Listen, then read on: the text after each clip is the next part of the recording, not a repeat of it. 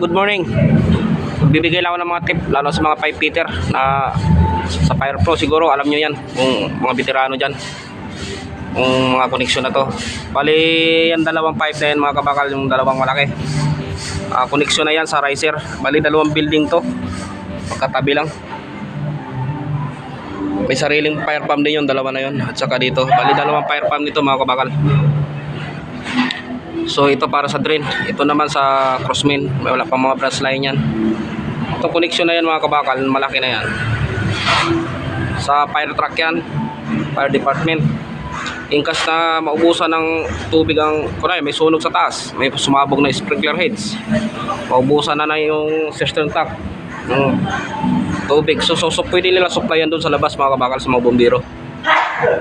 So ang mangyayari doon lang supply nila.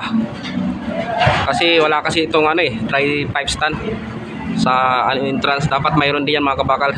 Dapat mayroon pa yan sa labas, sarili. Sa mga step, sa mga hagdanan naman yun.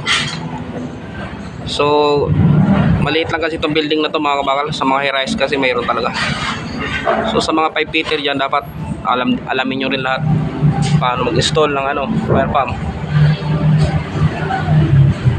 Yun lang mga kabakal.